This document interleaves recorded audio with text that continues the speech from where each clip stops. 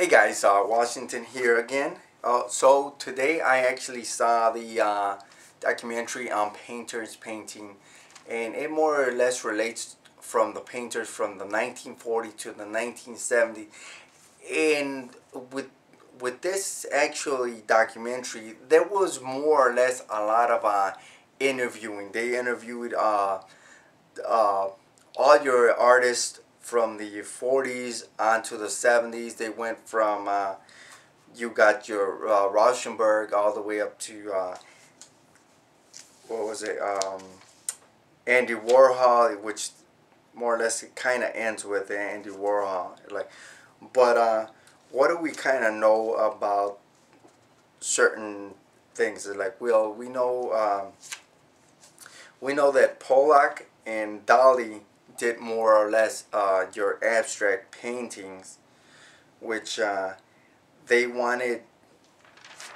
These painters, in a sense, wanted to kind of differentiate from your French and English type art. So we had to have an American art. So that's why more or less they started doing the abstract painting.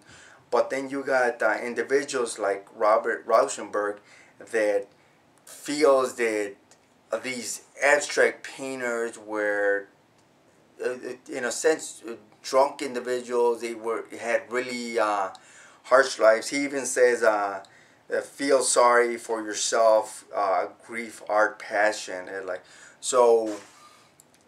He goes on to describe it that he didn't want that for himself. He wanted something different. That's why he started out with the minimalist painting, because minimalism represented something different from what people at that time and age were used to.